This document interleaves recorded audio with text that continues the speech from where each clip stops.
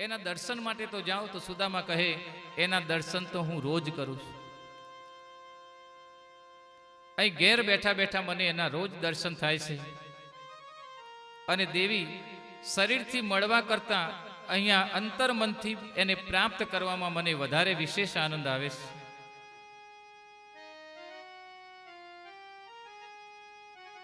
ધર્મપત્નીના હૃદયની અંદર જે દુઃખ છે એ જુદું છે, પણ સુદામાને સમજાવી શકાતા નથી. થોડુંક એકાંત મળ્યું ત્યારે સુદામાને એમ થયું કે આજ સુધી મારી ધર્મપત્નીએ મને કશું જ કહ્યું નથી, અને આજે એની એક ઈચ્છા છે એ પણ હું ટાળી રહ્યો છું. એટલે મન કચવાય છે. મનની અંદર થોડું ચિંતન બેઠું, અને સુશીલાની જે વાત હતી એ ધીરે ધીરે એમના મનની અંદર સ્વીકારાતી જાય છે. બોલે તારી બહુ ઈચ્છા છે, હું મારા કૃષ્ણને મળવા જઈશ. પત્નીના ખૂબ આગ્રહથી સુદામા તૈયાર થયા છે. બોલે પહેલી વખત મિત્રને મળવા જાઉં છું તો ખાલી હાથે ન જવાય.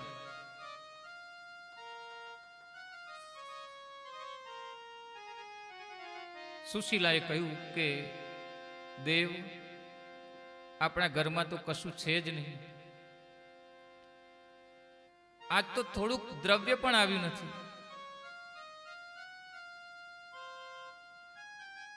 પણ ખાલી હાથે ન જવાય એટલે સુશીલા એમના ધર્મપત્ની બાજુના ઘરેથી 2 મુઠ્ઠી પૌવા માગીને લાવ્યા છે.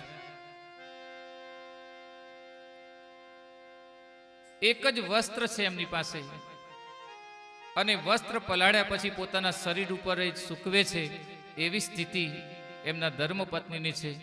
2-3 કપડા ટુકડા ભેગા કરી અને પોટલી બનાવી છે.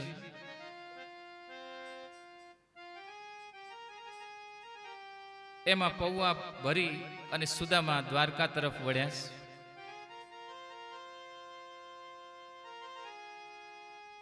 પત્નીને પણ દુઃખ છે કે પરાણે મારે આ કહેવું પડ્યું. કેટલાય દિવસોથી એમણે કશું ખાધું નથી, અને દ્વારકા નગરી બહુ દૂર છે. સૂર્યનારાયણ ભગવાનને પ્રાર્થના કરે છે કે હે સૂર્યનારાયણ ભગવાન, આપ સર્વત્ર છો. તમારા તેજની શક્તિ વડે એમને દ્વારકા સુધી પહોંચાડજો. મારા પતિદેવની સાથે રહેજો અને એનું રક્ષણ કરજો. હું ગરીબ બ્રાહ્મણી છું.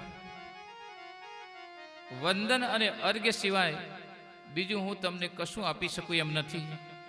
અને પોષ સુદ સપ્તમીને દિવસે સુદામા દ્વારકાનાથને મળવા ગયા છે. ખૂબ ઠંડી છે. સુદામા કાપે છે. 7 દિવસથી ભૂખ્યા છે.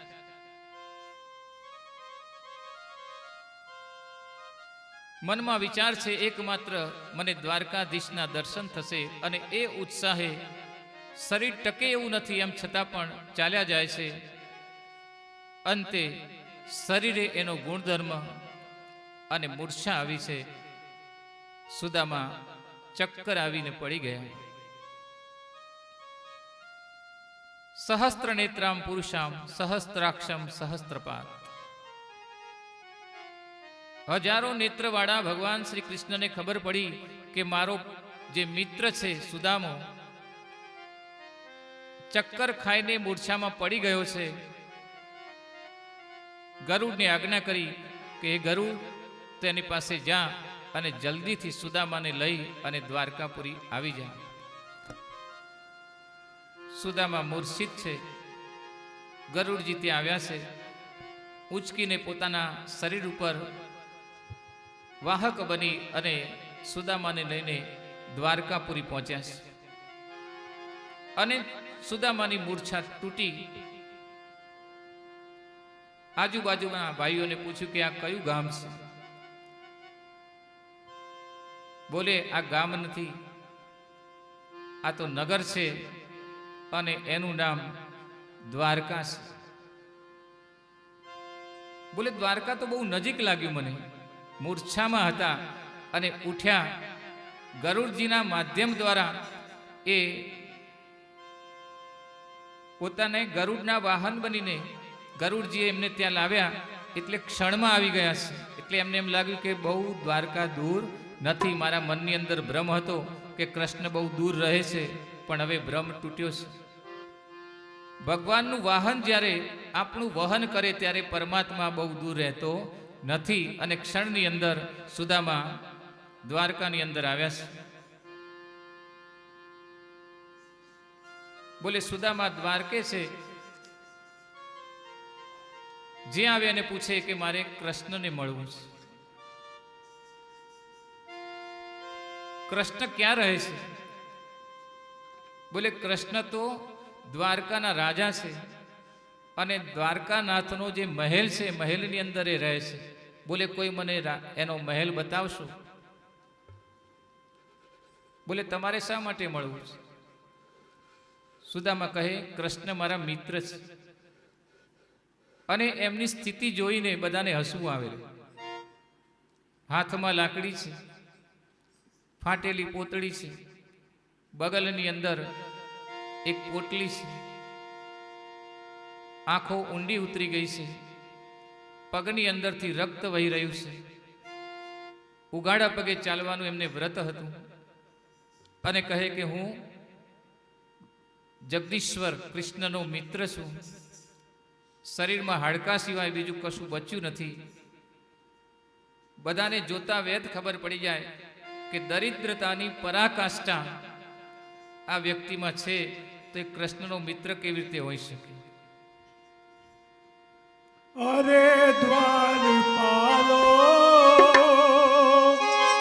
કનૈયા જ કહેરો. અરે દ્વારપાલો કનૈયા જ કહેરો. દર્પે સુદામા ગરીબ આયા હૈ, મહેલ કે ગરીબ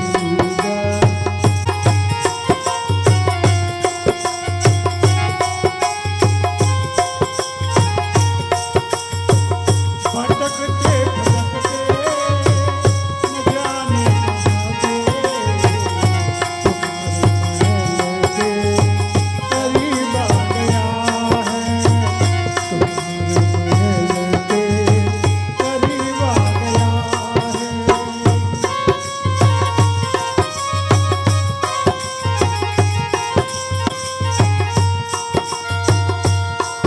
ना सर पे है पगड़ी, ना तन पे है जामा. बता दो कन्हैया को नाम है सुदामा. बता दो कन्हैया को नाम है सुदामा. एक बार मोहन से जाकर के कह दो. एक बार मोहन से जाकर के कह दो. मिलने सखा के गरीब आ गया है. मिलने सुदामा गरीब आ गया है. अरे द्वारपालो कन्हैया ज कहेरो. मिलने सुदामा गरीब आ गया है. गरीब आ गया है. સિપાહીઓને એમ થયું કે આ કોઈ ભિખારી આવ્યો છે. અને સુદામાને મહેલમાં દાખલ થતા અટકાવે છે.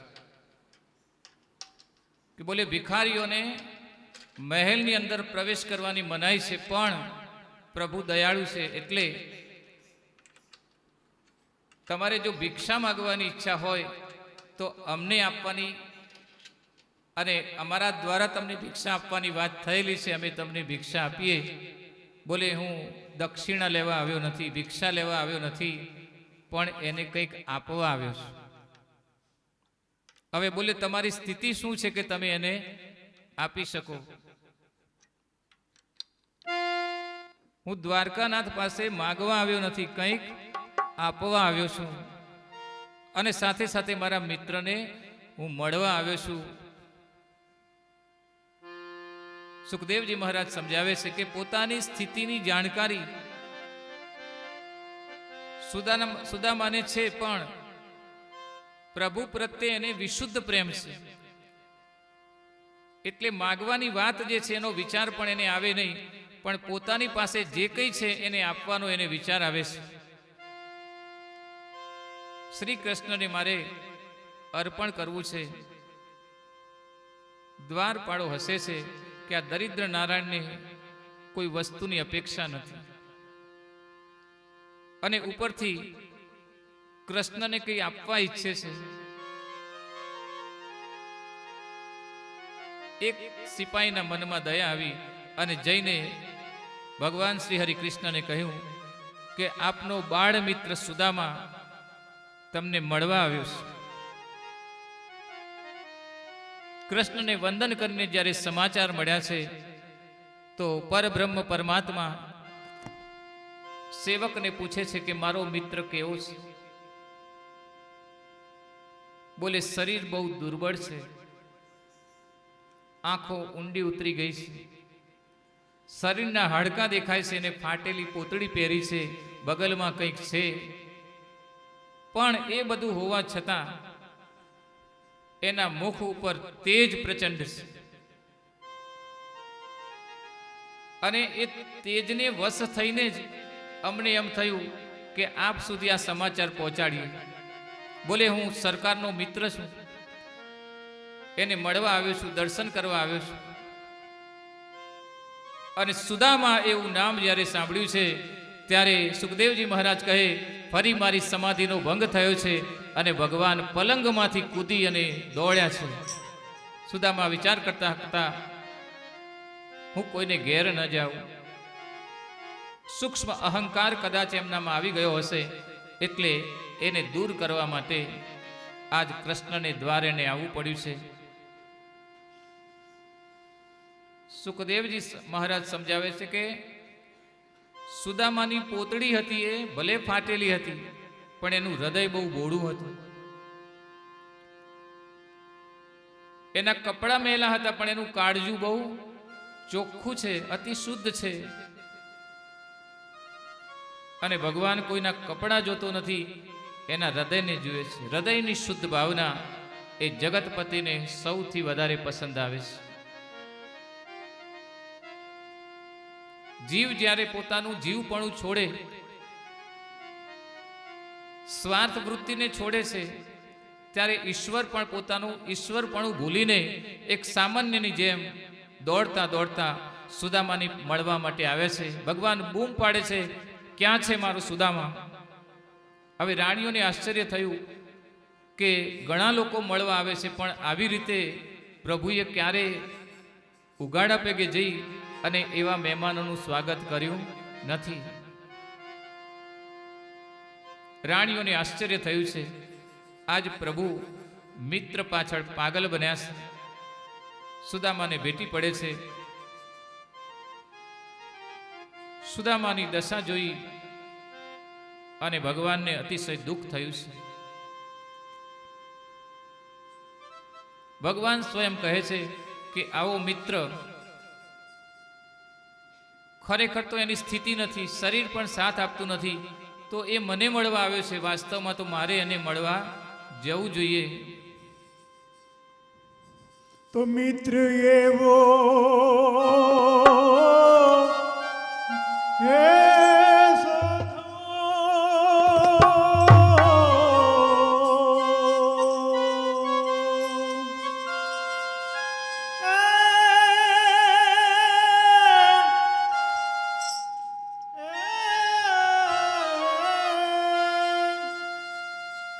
તો મિત્ર એવો શોધવો ઢાલ સરીખો હો.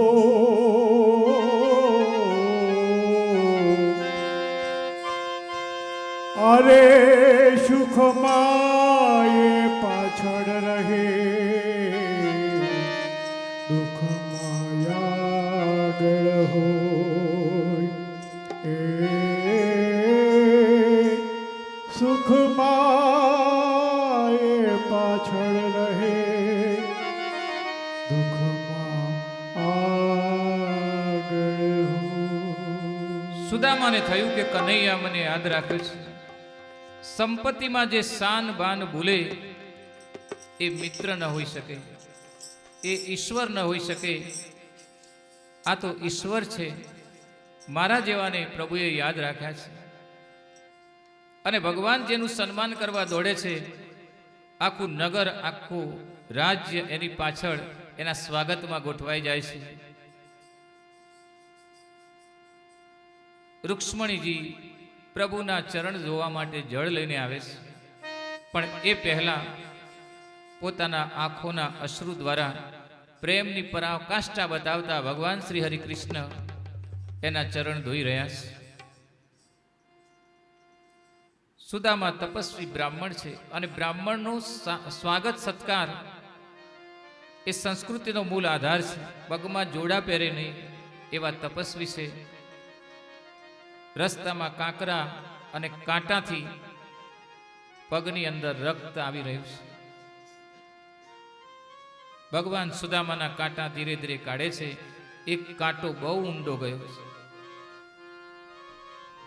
મુખ ઉપર સુદામાને વેદના છે, પણ એ વેદના ઢંકાઈ ગઈ છે. કેટલાય વર્ષો પછી સુદામા એમ કહે, મને મારો મિત્ર મળ્યો છે, પણ કનૈયાથી આ કાંટાનું કષ્ટ છૂનું રહેતું નથી, છાનું રહેતું નથી. ભગવાને રૂક્ષ્મણીજીને કહ્યું કે સોય લાવો. સોય લાવવામાં વિલંબ થયો. પ્રભુએ પોતાના મુખ દ્વારા દાંત વડે સુદામાના આ કાંટાને કાઢ્યો છે. પ્રભુ કહે, સુદામા તું ગરીબ છે. ગરીબ થવું એ ગુનો નથી, પણ ગરીબીની અંદર ભગવાનને ભૂલી જવા એ ગુનો છે. તું તો પડે પડ મારું સ્મરણ કરે છે. तो दुख में सुमिरन सब करे,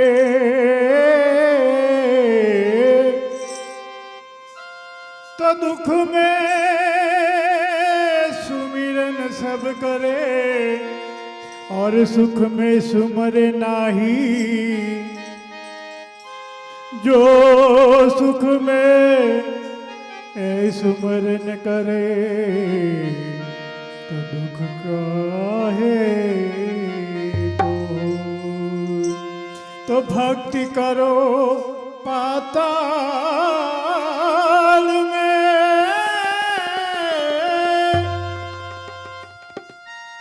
तो भक्ति करो पाताल में, पहुंची जाए आकाश. अरदा बिदु बिना रहे, ओली कस्तूरी के. સ્નાન થયું છે, અને શ્રી કૃષ્ણએ સુદામાને સ્નાન કરાવી નવું પીતાંબર પહેરાવ્યું છે.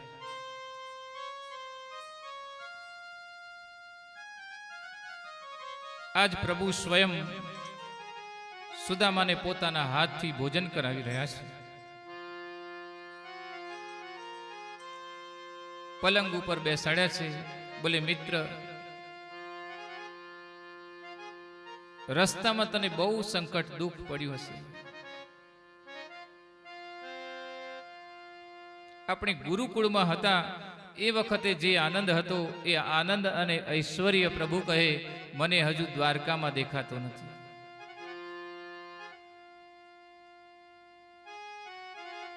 ભગવાન હવે પોતાની લીલાઓ સંકેલવા જઈ રહ્યા છે. એ સમય આવવાની તૈયારી છે.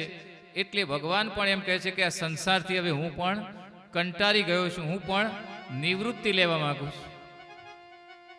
એટલે સુદામા પાસે ભગવાન આ રીતે વાત કરે છે.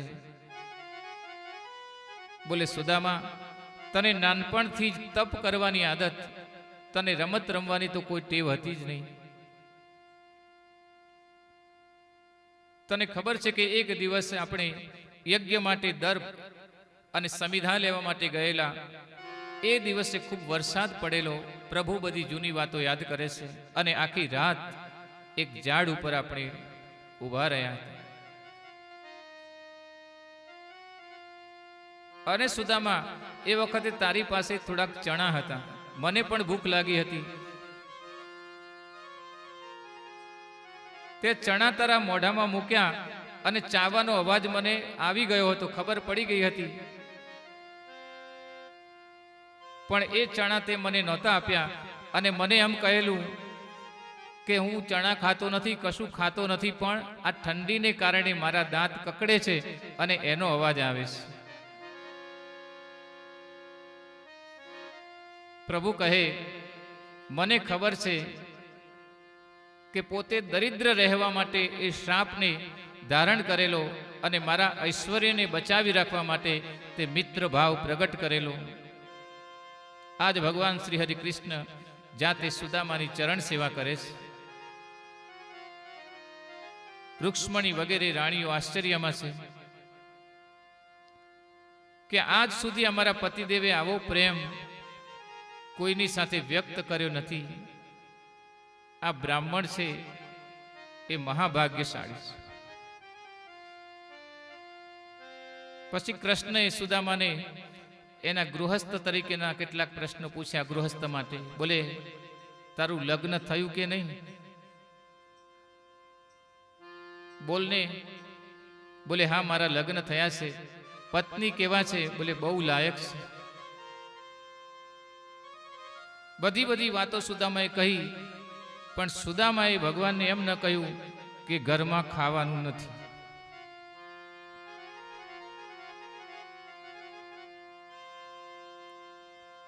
અને મિત્ર, તારી ભાભી બહુ સુશીલ છે, એનું નામ પણ સુશીલા છે, અને એની પ્રેરણાથી જ હું તને માત્ર મળવા માટે આવ્યો છું. ધન્ય છે મારી પત્નીને કે એના થકી મને તમારા દર્શનનો લાભ મળ્યો છે.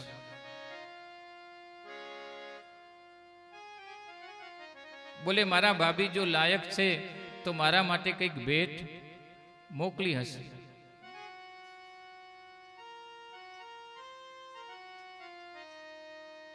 લક્ષ્મીજી કહે છે કે જો તમે આજ્ઞા કરો તો એમની સ્થિતિ જોઈને મને એમ લાગે છે કે એમના ઘરમાં કશું હશે નહીં. જો રજા આપતા હોય તો એને ઘેર સુધી હું તમે જે કહો તે મોકલી આપું.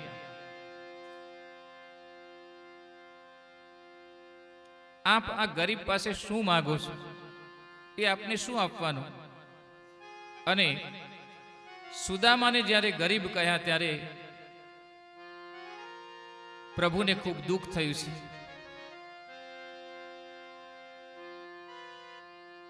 રૂક્ષ્મણીજીને કહ્યું કે અમારા બે મિત્રોની વાતમાં અહીં ઊભા રહેવાની જરૂર નથી, આપ આપનું કાર્ય સંભાળો. રૂક્ષ્મણીજીને એમ થયું કે આજ સુધી ભગવાને આ રીતે મારી સાથે વાત કરી નથી, આજનો કૃષ્ણ એ જુદો લાગે છે. ખબર પડી ગઈ કે પોતે કંઈક ભૂલ કરીશ, ઉતાવળ કરી દીધી છે. પ્રભુની માફી માંગી અને રૂક્ષ્મણીજી પોતાના કામે વળ્યા છે. બોલે, મારે માટે શું લાવ્યો છે? ભગવાનનું ઐશ્વર્ય અને રાજમહેલનું ઐશ્વર્ય જોઈને સુદામાને એમ થયું કે સુશીલાએ જે પોટલી આપી છે એને બતાવીશ, અને એને બતાવીશ તો એનું અપમાન થશે.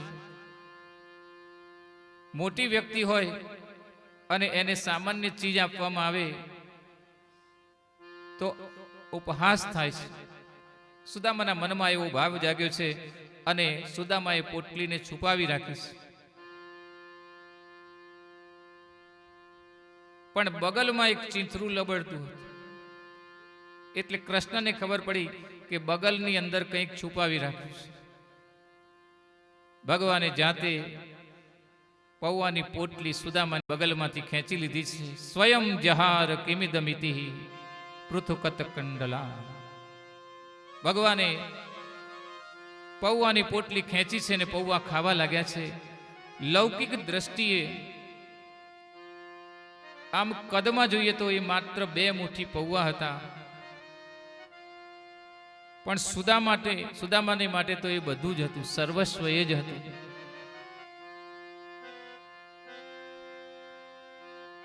સુદામા પોતાના પ્રારબ્ધ કર્મને કારણે ભલે દરિદ્ર હતા, અને સુદામાના બાલ ઉપર વિધાતાએ લખેલું શ્રી ક્ષય,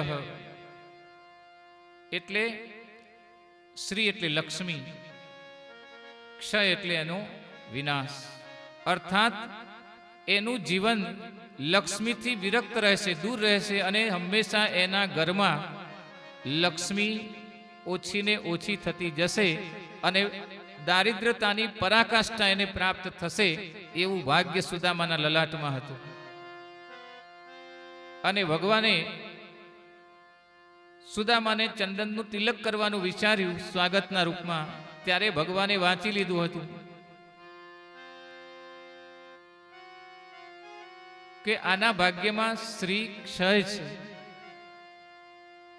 પણ ભગવાનની નજર જ્યાં પડી છે ત્યાં બધા શબ્દો ઊંધા થઈ ગયા. યક્ષ શ્રી, શ્રી ક્ષયની બદલે યક્ષ શ્રી, અર્થાત યક્ષોને જે પ્રમાણેનું ઐશ્વર્ય મળે, ધન મળે, દોલત મળે, આ જ શબ્દો ઉલટા થયા છે.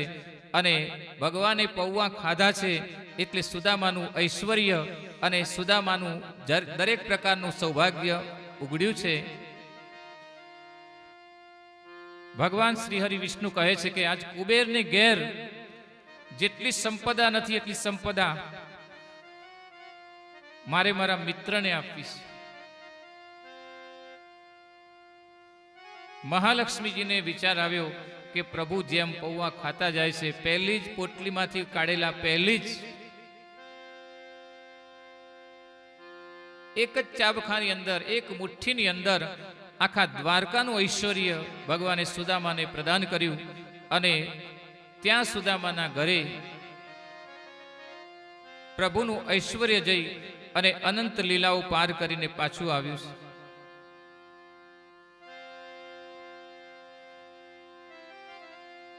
ભગવાન કહે, સુદામા, હું ગોકુળમાં હતો ત્યારે મારી મા યશોદા મને આવા પૌવા ખાવા માટે આપતી હતી. યશોદા મૈયાનું સ્મરણ કરતા કરતા ભગવાનની આંખો ભીની થઈ છે અને બોલ્યા, મિત્ર, એના પછી જો મને ખાવા મળ્યું હોય તો આ પહેલી વખત એવા સ્વાદના પૌવા મને મળ્યા છે.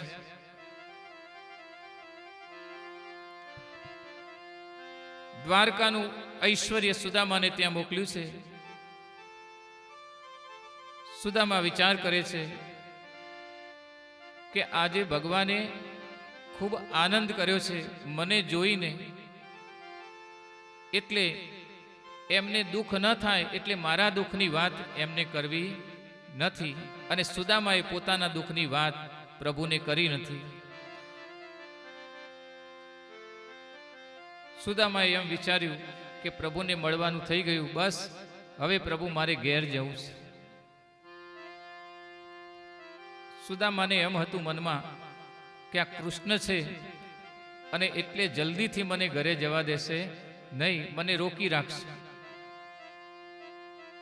પણ ભગવાને કહ્યું કે તારી જવાની ઈચ્છા છે તો કઈ વાંધો નહીં. સુદામાએ ઘેર જવાની તૈયારી કરી છે. ભગવાને વિચાર્યું કે તારા દુઃખની વાત તું મને કરતો નથી, તો મેં જે ઐશ્વર્ય સુદામાપુરીની અંદર મોકલ્યું છે એ પણ મારે તને કહેવું નથી. સુદામાને એમ થયું કે પ્રભુએ મને એમ કહી દીધું કે તારે જવું હોય તો જા, કઈ વાંધો નથી.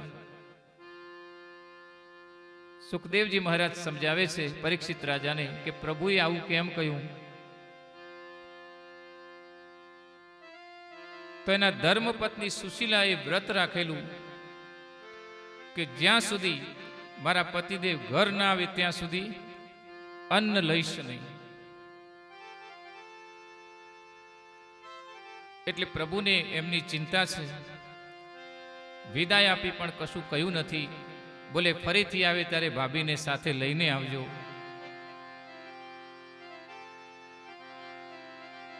ત્યાં બેઠા બેઠા ભગવાન, આખું જગત જેને વંદન કરે છે એવા ભગવાન સુદામાના ધર્મપત્નીને બ્રાહ્મણીને પ્રણામ કરે છે.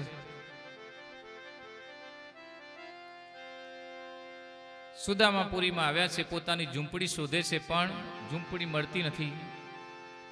એની જગ્યાએ રાજમહેલ છે. સુશીલાને ખબર પડી કે સ્વામીનાથ આવ્યા છે. દોડતા દોડતા સુદામા પાસે આવ્યા. બોલે તમારા મિત્રએ કેટલું બધું આપી દીધું.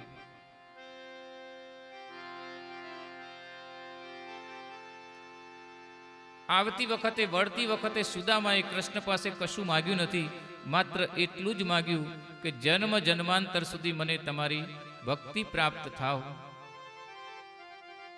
પરમાત્મા જીવ માત્રના મિત્ર છે.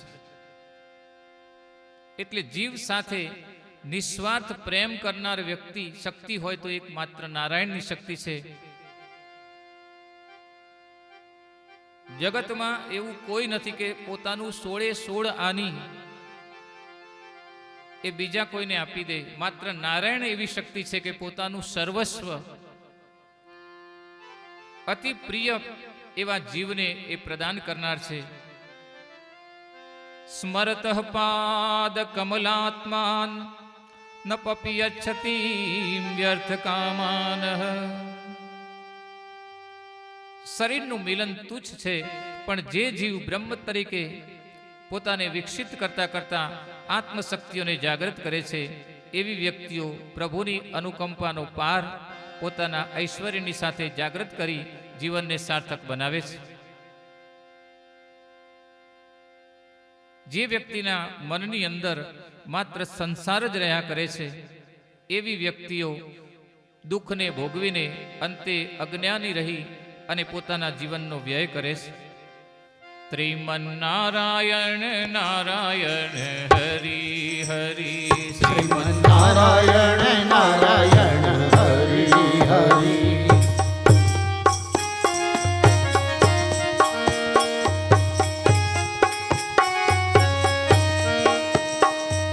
નારાયણ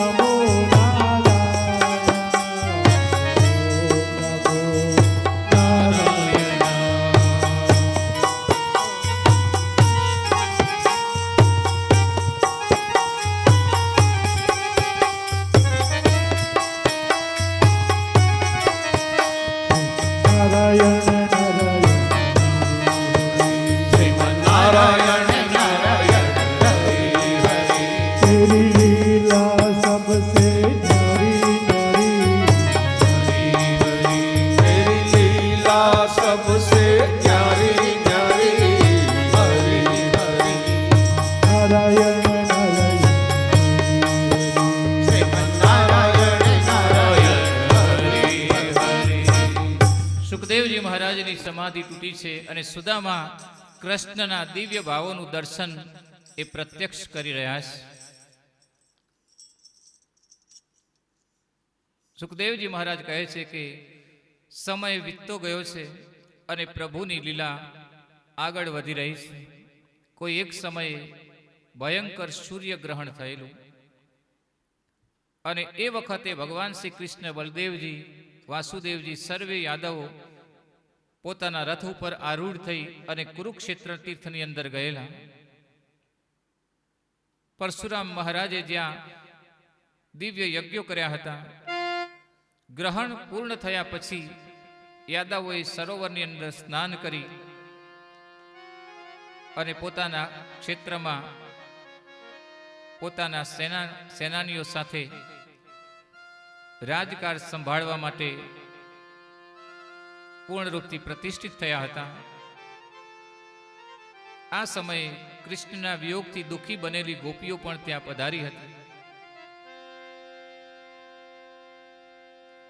પ્રભુની અષ્ટપટરાણીઓએ દ્રૌપદીએ પ્રશ્ન કર્યો કે 1008 પટરાણીઓના લગ્ન કેવી રીતે થયા હતા.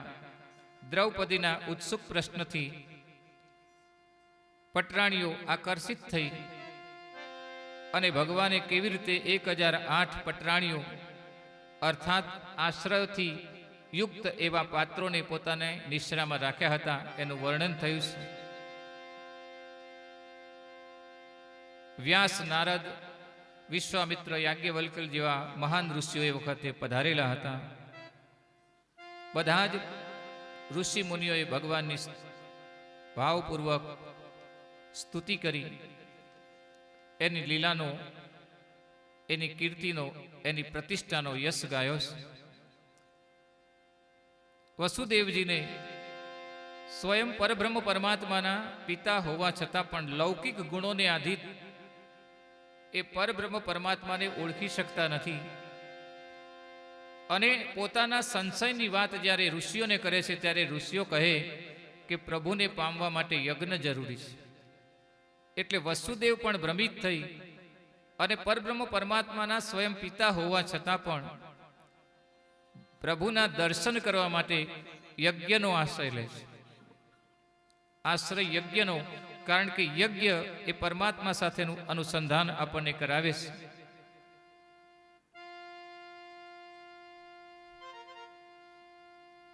કોઈ વાર યાત્રાની અંદર અર્જુન શ્રી કૃષ્ણની મંજૂરીથી સંન્યાસી બનીને, મહાત્મા બનીને નગરની યાત્રાએ નીકળ્યા છે. દ્વારકાની અંદર બલદેવજી મહારાજને એમ થયું કે આ મોટા સંન્યાસી છે, મહાત્મા છે, એટલે નગરની અંદર લાવી રાજમહેલની અંદર એને ભિક્ષા આપીશ.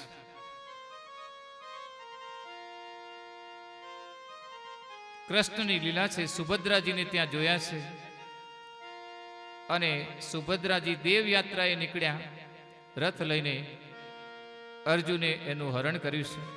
બલરામજી ક્રોધિત થયા છે, પણ ભગવાને સંમતિ આપી અને બલરામજીને સમજાવ્યા છે. આમ કરતા કરતા પ્રભુની કેટલીય લીલાઓ આગળ વધતી ગઈ. ધરતીનો ભાર ઓછો કરવા માટે પરમાત્મા સર્વે રૂપે સિદ્ધ એવી દિવ્ય શક્તિઓને લૌકિક અને પારલૌકિક એમ અનેક પ્રકારની લીલાઓમાંથી યુક્ત કરી અને વિશ્વની અંદર શાંતિ સ્થાપવાનો પ્રયત્ન કરી રહી છે. એવી દિવ્ય શક્તિઓથી ભગવાન શ્રી કૃષ્ણનો સર્વત્ર જય જયકાર થઈ રહ્યો છે.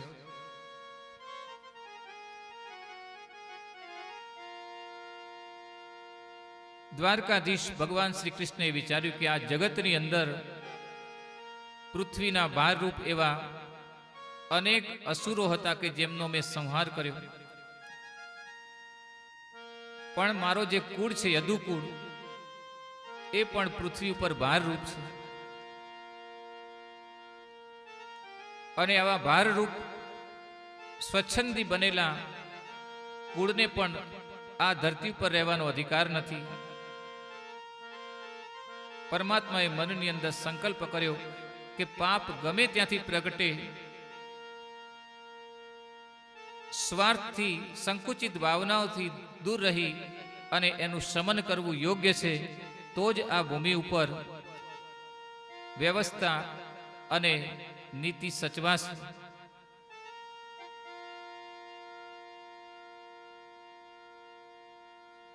પરમાત્માના દર્શન કરવા અનેક ઋષિ મુનિઓ આવ્યા છે.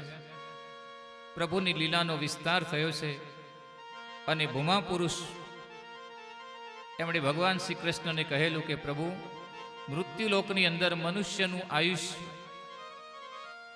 100 વર્ષ નક્કી કરવામાં આવ્યું છે અને તમે 125 વર્ષ સુધી આ લીલા કરી છે, એટલે લીલા સંકેલી લેવાનો હવે સમય થયો છે.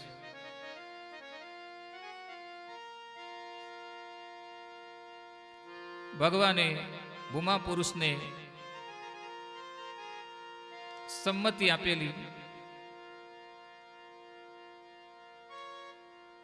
યાદવ કુળની અંદર જે ઉત્પાત હતો એનું મુખ્ય કારણ એ હતું કે દ્વારકાની જે સંપત્તિ હતી, સંપત્તિને કારણે સંતતિની અંદર જો ધ્યાન રાખવામાં ના આવે તો સ્વચ્છંદતા પેદા થાય છે.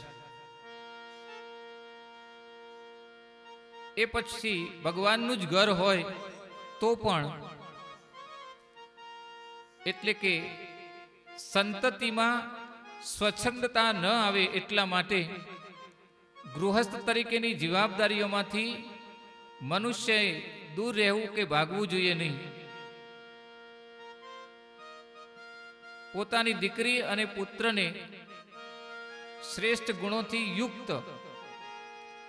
અને વ્યવહાર કુશળ બનાવવા એ દરેક માતા પિતાનું પવિત્ર કર્તવ્ય છે. અને એ કર્તવ્યને જો નિભાવવામાં આવે નહીં તો બાળકોમાં સ્વચ્છંદતા આવે છે અને જગતની દરેક જગ્યાએ સુખ શોધવાનો પ્રયત્ન કરનારો માનવી જ્યાં રહે છે ત્યાં સુખ નથી, તો દુનિયાના કોઈ ખૂણામાં એને સુખ પ્રાપ્ત થવાનું નથી. ભગવાને તો પોતાની માયા રચી છે અને ભગવાનની માયાને આધીન થઈ ધીરે ધીરે યાદવ કુળના વંશજો દ્વારા ભગવાનનું અને ઋષિઓનું અપમાન થવા લાગ્યું છે. ઋષિઓના શ્રાપ દ્વારા યાદવ કુળનો, એના વંશનો નાશ થવાનો છે. ભગવાનને એની ખબર છે. ઉદ્ધવજી જે ભાગવત પુરાણનું બહુ ઉત્તમ પાત્ર છે,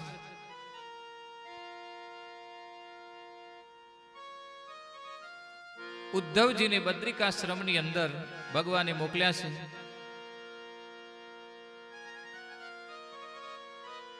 દ્વારિકાની અંદર ભયંકર ઉત્પાતો શરૂ થયા છે, અનેક અપશુકનો થવા લાગ્યા.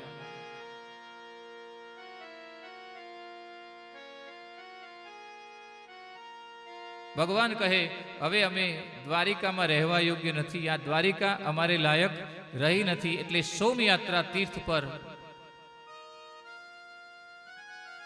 પ્રભુએ પોતાની લીલા સંકેલવા માટે સ્થાન પસંદ કર્યું છે. અમારે સોમનાથ પ્રભાસ પાટણ તીર્થમાં રહેવું છે.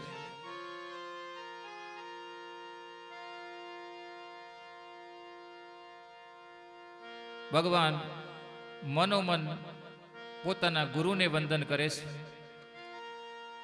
જેના થકી આ લીલા કરવા માટેનું ઐશ્વર્ય મળ્યું છે એ માતા પિતાને યાદ કરે છે. પ્રભાસ તીર્થની અંદર પહોંચીને એક પીપળાના વૃક્ષ નીચે દ્વારકાધીશ પોતાના એક ઢીંચણ ઉપર બીજો ઢીંચણ મૂકી, પગ મૂકી અને શાંતિથી સ્વસ્થતાથી બિરાજ્યા છે. બીજી બાજુ યાદવો સમુદ્ર કિનારે સ્વચ્છંદ બની પાપ ફેલાવી રહ્યા છે.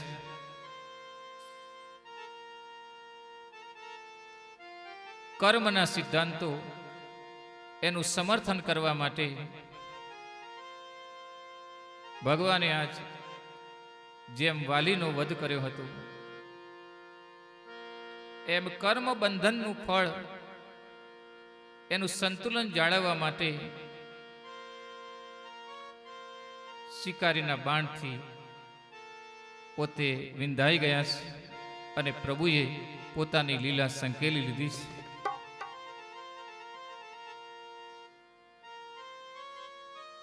એ પહેલા ઉદ્ધવજીને ભગવાને કહેલું કે 125 વર્ષ થયા એટલે મારે હવે સ્વધામ જવું છે. ત્યારે ઉદ્ધવજીએ પ્રાર્થના કરેલી કે આ ભૂમિ ઉપર જે કંઈ બહાર કે પાપ છે એ પાપનું શમન કરવા માટે તમારો અવતાર થયો છે. અને હજુ પણ એમ છે કે હજુ બધા પાપ પૂરા થયા નથી. હજુ તો આપણી દ્વારકાની અંદર પણ અવ્યવસ્થા ઊભી થઈ છે. તો આપ જશો તો આ સૃષ્ટિનું સંતુલન કોણ કરશે? ત્યારે ઉદ્ધવજીને ભગવાન શ્રી હરિ વિષ્ણુ કૃષ્ણ કહે છે, વ્યાસ મુનિ દ્વારા રચિત શ્રીમદ ભાગવત પુરાણ એ મારું વાંગમય છે. જુદા જુદા અવતારો ધરીને જગતનો પાપોનું શમન કરવા માટે મેં અનેક પ્રકારની લીલાઓ કરી છે. કાળને યોગ્ય બનીને સમયની મર્યાદાને ન્યાય આપીને મારી સંપૂર્ણ લીલાઓ અને ઐશ્વર્ય હવે સ્વધામ જવા તૈયાર થયું છે. ત્યારે હું મારું સમગ્ર તેજ વ્યાસજીના આ ભાગવત પુરાણની અંદર પ્રગટ કરું છું. એની કથાનું જે શ્રવણ કરશે, એનું જે પૂજન કરશે, એને જગતની અંદર મોક્ષ ગતિએ માર્ગ જવા માટેનો માર્ગ અવશ્ય સરળ અને સહજતાથી પ્રશસ્ત થશે. ભગવાને ઉદ્ધવજીને આશ્વાસન આપ્યું છે અને ભાગવત પુરાણની અંદર સ્વયં વાંગ્મયના રૂપમાં ભગવાન ગુડ રૂપે, રહસ્ય રૂપે પ્રગટ થયા છે. ઇતિ શ્રીમદ ભાગવત કથા પુરાણે સુખદેવજી દિવ્ય વાણી પરીક્ષિત રાજાયામ મોક્ષાર્થે ઇતિ નમઃ. અંતની અંદર સુખદેવજી મહારાજ કળિયુગના દોષોનું વર્ણન કરે છે. સુખદેવજી કહે છે કે કળિયુગની અંદર ભયંકર ઉત્પાત મચશે અને અધર્મપરાયણ શુદ્ર પ્રાય રાજાઓ આ સૃષ્ટિ ઉપર રાજ કરશે. એના મન બગડેલા હશે. જ્યારે રાજાનું મન બગડેલું હશે ત્યારે પ્રજાનું મન પણ બગડશે.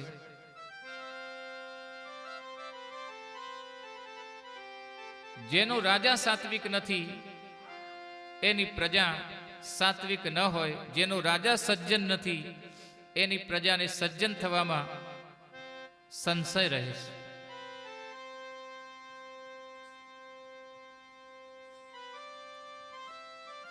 કળિયુગની અંદર ધર્મ, સત્ય, દયા, ક્ષમા, આયુષ્ય, બળ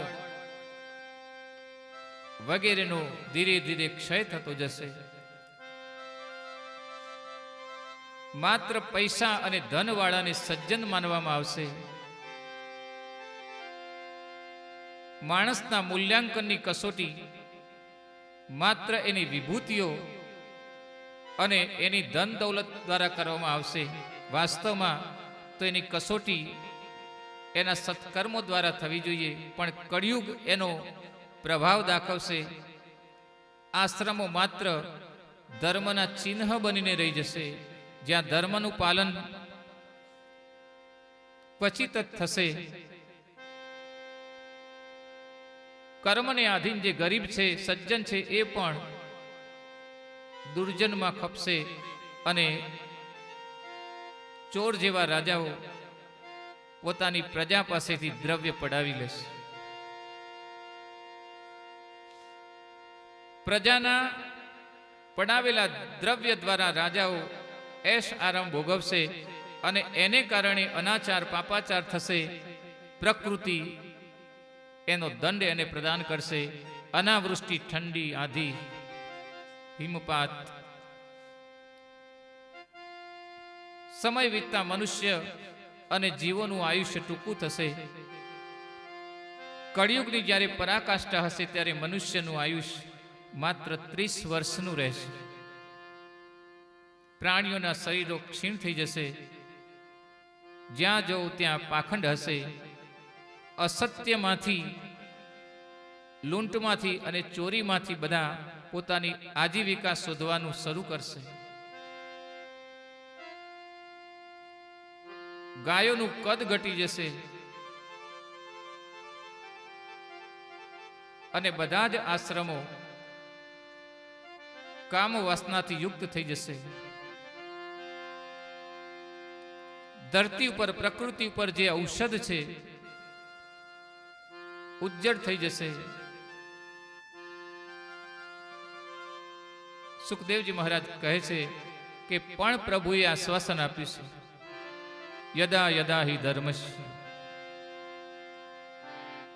એમાં એક પ્રકાશનું કિરણ ઉગશે અને સંભલ ગામની અંદર વિષ્ણુ યશા બ્રાહ્મણને ઘેર ભગવાન કલ્કી નામથી પ્રગટ થશે. દિવ્ય અશ્વ ઉપર બેસીને ફરશે અને અસંખ્ય દુર્જનો પાપીઓનો નાશ કરશે, ભૂમિનો ભાર હલકો કરશે.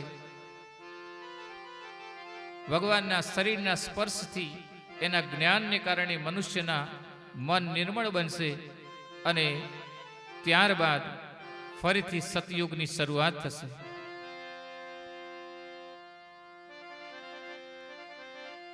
કલયુગમાં હૃદયની અંદર રહેલા પ્રભુનું પૂજન અર્ચન અને જપ તપ દ્વારા મનુષ્ય પોતાના પાપોનો ક્ષય કરવા સમર્થ બનશે. એટલે કલયુગની અંદર એક અને માત્ર એક જ ઉપાય છે, સંરક્ષણ અને પોષણનો.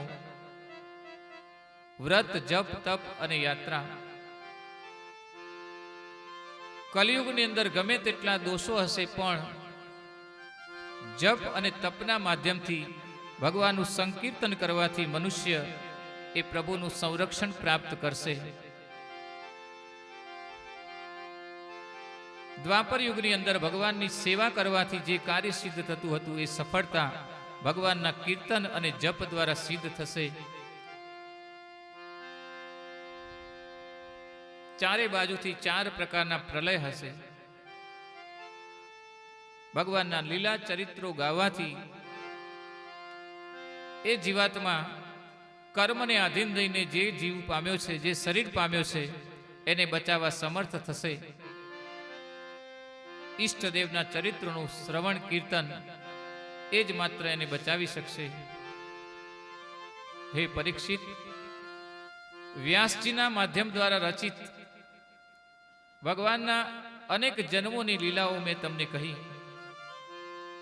આપ ધન્ય થયા છો. 7 દિવસની અવધિ પૂરી થવા આવી છે. મનની અંદર તક્ષક નાગ કરડશે એવા ભયનો તમે ત્યાગ કરો. ઋષિએ પોતાના મસ્તક એની બ્રહ્મધારાઓને પરીક્ષિત રાજાના મસ્તકની બ્રહ્મધારાઓ સાથે જોડી છે અને પોતાનો જમણો હાથ સદગુરુ સુખદેવજી મહારાજે પરીક્ષિતના મસ્તક ઉપર મૂક્યો છે. બંદહુ ગુરુપદ પદુમ પરાગા સુરુચિ સુવાસ સરસયનુરાગા. શ્રી રામ જય રામ જય જય રામ. શ્રી રામ જય રામ જય જય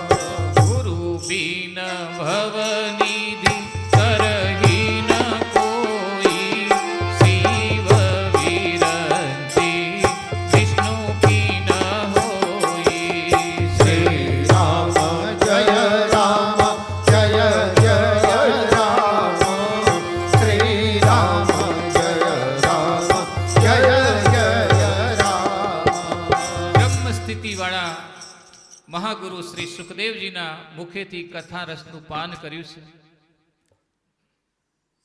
બ્રહ્મરંધ્રોને જાગૃત કરનારી અખંડ શક્તિથી પોતાના હસ્ત દ્વારા પરીક્ષિત મહારાજને આશીર્વાદ મળ્યા છે. અને પરીક્ષિત મહારાજ સમાધિમાં ઉતરી ગયા છે. અને એ જ સમયે પરીક્ષિત રાજાને કરડવા માટે ઋષિના શ્રાપથી તક્ષક નાગ આવવાનો હતો, પણ સુખદેવજી મહારાજની શક્તિઓ અને તપના માધ્યમ દ્વારા આજ પરીક્ષિત રાજાને બ્રહ્મ જ્ઞાન થયું છે અને સહસ્ત્રદળની અંદર પોતાના જીવને કેન્દ્રિત કરી શરીરને ત્યાં મૂકી અને એ બ્રહ્મલોકને પ્રાપ્ત કરવા સમર્થ બન્યા છે.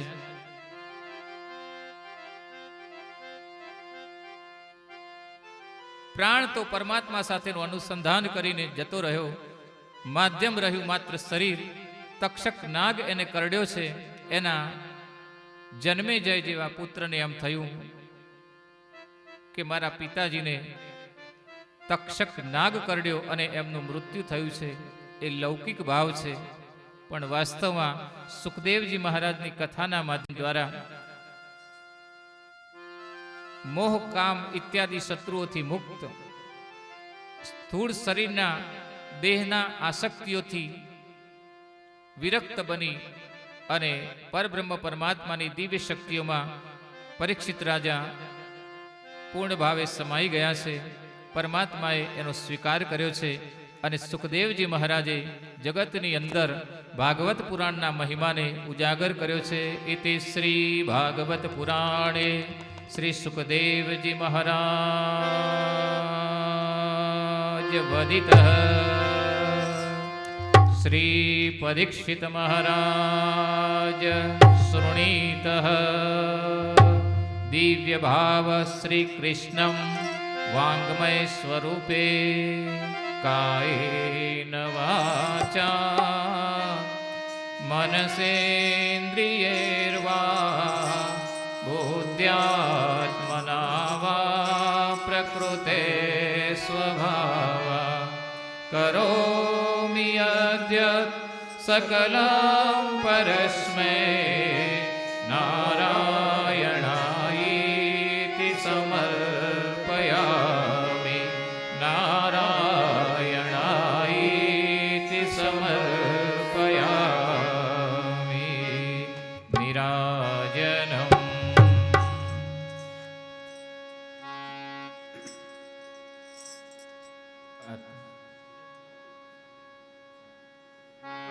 જન્મ અને મૃત્યુના રહસ્યોને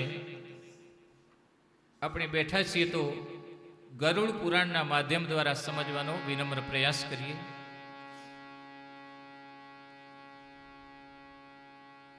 જન્મ શું છે અને મૃત્યુ શું છે?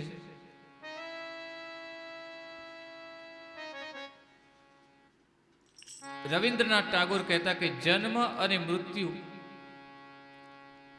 એ બંને ઉત્સવો છે. જન્મ સમયે લૌકિક સુખોથી યુક્ત એવા મનુષ્યો ભગવાન તરફથી પોતાના પરિવારને જે દેહ મળે છે એના આનંદની અંદર સુખ ભોગવે છે. અને એ દેહ ધારણ કરીને મનુષ્ય જ્યારે સત્કર્મોથી યુક્ત થઈ અને નિર્ભય બનીને જ્યારે સ્વર્ગલોકની અંદર ગમન કરે છે ત્યારે પરમાત્મા એનો સ્વીકાર કરે છે અને એવા પરિવારને જન્મ જન્માંતર સુધી ગરુડ પુરાણ કહે 72 પેઢી સુધી એના તપનો લાભ એને પ્રાપ્ત થતો હોય છે. વાંસાસી જીર્ણાની યથા વિહાય નવાની ગૃહ્યાતિ નરોપરાણી. જેમ મનુષ્ય જૂના વસ્ત્રોને દૂર કરી અને નવા વસ્ત્રો ધારણ કરે છે, ભગવાન શ્રી કૃષ્ણ ગીતાજીમાં કહે છે, એ જ રીતે દેહધારી આત્મા એ જૂના દેહને એનાથી મુક્ત થઈ અને નવો દેહ ધારણ કરે છે. જૂના દેહની અંદર કર્મના બંધોનો અથવા એનો સરવાળો જ્યારે શૂન્ય થઈ જાય છે ત્યારે મનુષ્ય દિવ્ય ભાવથી લૌકિક સુખોથી યુક્ત આ જીવન સંગ્રામમાંથી પાર ઉતરી અને મોક્ષ ગતિને પ્રાપ્ત કરે છે. જે વ્યક્તિ સંસારની અંદર પરમાત્મા દ્વારા કરવામાં આવતી કસોટીઓથી ડરી જાય છે અને વિઘ્નોને પચાવવા માટે, એનું ખંડન કરવા માટે, એની સામે લડવા માટે, સંઘર્ષ માટે જે તૈયાર થતો નથી, એવો વ્યક્તિ પોતાના જીવન માર્ગને ટૂંકાવી દેશે. જીવનનો એ ઘાત છે અને એને સૌથી મોટું પાપ ગણ્યું છે. માટે ગરુડ પુરાણ કહે છે કે જે વ્યક્તિ આપઘાત કરે છે એ વ્યક્તિને કદી પણ કોઈ પણ પ્રકારે અહીં કે ઉપર ક્યારે સુખ નથી. માટે એને સૌથી મોટું પાપ ગણવામાં આવ્યું છે. तन पवित्र सेवा किए, धन पवित्र दिए दान, मन पवित्र हरि भजन से इद विद हो कल्याण. खाक में मिल जाना रे बंधो, मिट्टी से मिल जाना. तमें थोड़ा करो रे अभिमान, एक दिन पवन से उड़ जाना. તમે થોડા કરો રે અભિમાન, એક દિન પવન સે ઉડ જાના. हाथ में मिल जाना रे बंधो, मिट्टी से मिल जाना. तमें थोड़ा करो रे अभिमान, एक दिन